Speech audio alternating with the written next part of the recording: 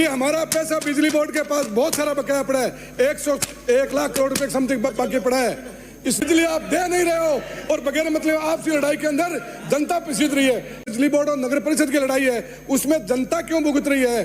फतेहपुर की जनता का क्या दोष है कि फतेहपुर की पूरे अध्यक्ष महोदय, नगर परिषद फतेहपुर का बिजली का स्ट्रीट लाइट का कनेक्शन काट दिया है। उसका कारण यह बताया जा रहा है कि स्ट्रीट लाइट के बिजली का बिल नहीं दिया जा रहा है। नगर परिषद बार बार बिजली बोर्ड को नोटिस दे चुकी है कि नगर परिषद बिजली बोर्ड के ऊपर इतने पैसे बकाया हैं, उसके जो अर्बन टैक्स बिजली बोर्ड वसूल करता है वो बिजली बोर्ड अर्बन टैक्स का पैसा न तो समायोजन कर रहा है और न उसका हिसाब दे रहा है, और उल्टा नगर परिषद को नोटिस दे के 3 दिन का और स्ट्रीट लाइट का कनेक्शन काट दिया।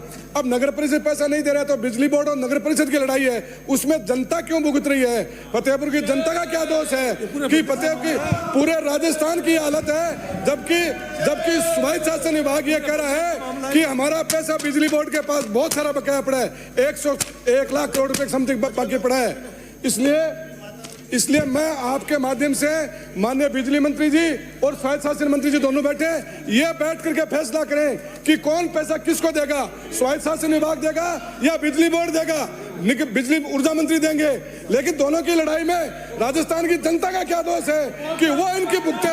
उन्होंने अर्बन टैक्स दे दिया, अर्बन टैक्स का पैसा सरकार के पास आ चुका है। माननीय अध्यक्ष महोदय, अर्बन टैक्स का पैसा ऊर्जा विभाग के पास जमा है, तो ऊर्जा विभाग क्यों स्वायत्त शासन विभाग को पैसा नहीं दे रहे? स्वायत्त शासन विभाग को पैसा दे करके और इस समस्या का समाधान करें।